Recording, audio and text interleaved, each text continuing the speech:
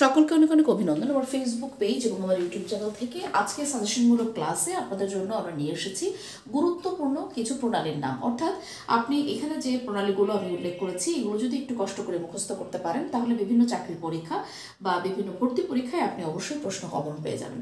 তাহলে দেখি কোন প্রণালীগুলো আমরা আজকে একটু জেনে নিব। পক প্রণালী, অর্থাৎ পক প্রণালী পৃথক করেছে ভারত এবং শ্রীলঙ্কাকে এবং সংযুক্ত করেছে ভারত মহাসাগর এবং আরব সাগরকে।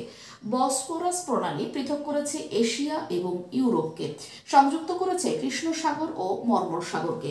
জিব্রাল্টার প্রণালী পৃথক করেছে আফ্রিকা মহাদেশ এবং ইউরোপ মহাদেশকে, সংযুক্ত করেছে উত্তর আটলান্টিক মহাসাগর এবং ভূমধ্য সাগরকে।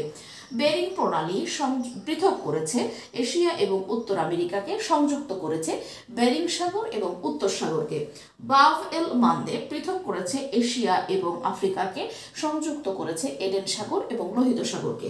দার্ডনেলিস প্রণালী পৃথক করেছে এশিয়া এবং ইউরোপকে, সংযুক্ত করেছে ইজিয়ান সাগর এবং মর্মর সাগরকে।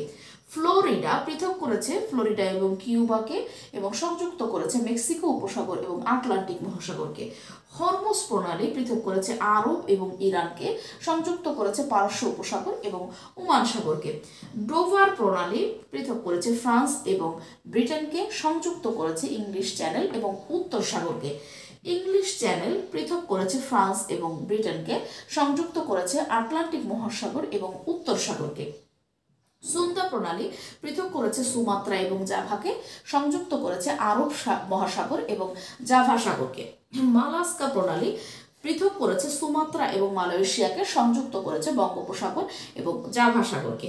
মেসিনা প্রণালী পৃথক করেছে ইতালি এবং সিচিলিকে এবং সংযুক্ত করেছে টিরহেনিয়ান সাগর এবং ভূমধ্য মহাসাগরকে।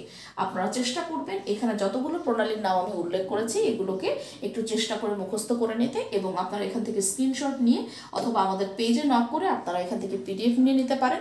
আশা করি এই ভিডিওটি আপনাদের উপকারে আসবে। সকলে ভালো থাকবেন, সুস্থ থাকবেন।